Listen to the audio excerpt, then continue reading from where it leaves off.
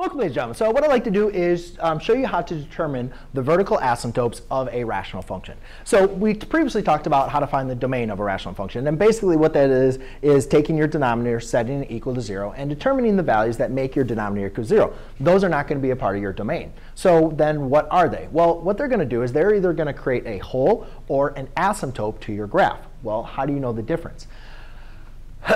Well, if you can divide out your term when simplifying your rational expression, then it's going to create a hole. And I'll show you in an example when we kind of get to it. But basically, the process for determining the holes or the asymptotes is basically going to do just like what we did for the domain. We want to find the values that are going to make your denominator equal to 0.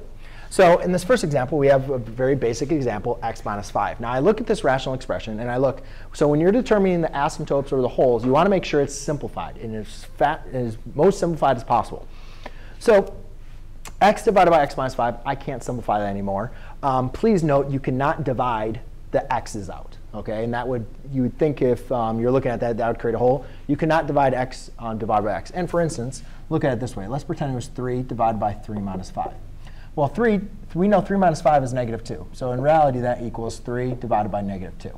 But if you just divided those out, you'd have 1 over negative 5.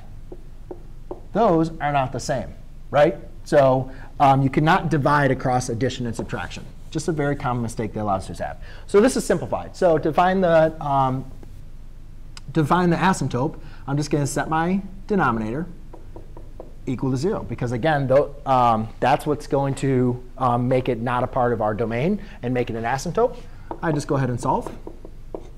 So therefore, I have x equals 5. And that is going to be my asymptote. Oh, the vertical asymptotes. OK. In this example, again, now this is, again, another one. These look like they're the same. This one's x plus 3, this one's x minus 3. But they're not exactly the same. So we cannot divide them out. So therefore, we're only and nor can I divide out this x's because I divide the x across addition of x plus 3. So again, I set my denominator equal to 0. So this is already in simplified form. Then I'm going to have to apply the 0 product property. Solve. So my asymptotes are going to be x equals 0 and x equals 3. And this one would be x equals 5. OK. In the next example, I have x divided by x squared plus 3. Again, in this example here, we can't simplify any further. X squared plus 3. I'm going to look to see if that is factorable or anything else. And no, it's not. So I'm going to set it equal to 0. So x squared plus 3 equals 0. Now, it's not factorable. I don't want to use quadratic formula. And I can use the square root method. So that's what I'll do. So I have x squared equals negative 3. Take the square root of both sides. X equals. Now, in a problem here, we can't take the square root of a negative number, right? So therefore, that's going to be imaginary solutions. Well, if you're trying to identify an imaginary asymptote, it's not going to exist on the graph. So what we'll just write here is no vertical asymptotes.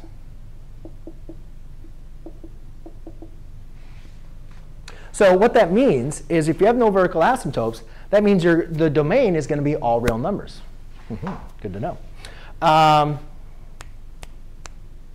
OK, so now let's go into x plus 6 divided by x squared plus 2x minus 24. Now this one, obviously, this is not simplified, right? So when any time opportunity you see something that you know you can factor, go ahead and factor it. So what basically I want to do is what two numbers multiply to give me negative 24 and add to give me positive 2?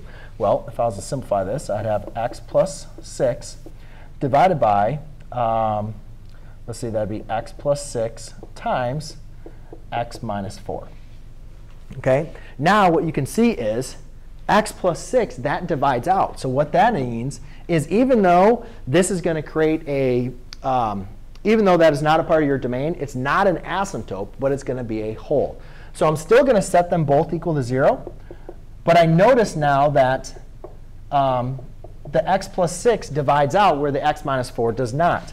So therefore, when I subtract here, and I have x equals negative 6, so my asymptote at x equals negative 6 is not going to be an asymptote, but it's going to be a hole. So when you're graphing your rational function, you're just going to put an open circle there, meaning that the graph is, the point is not contained or not a part of the graph at that value.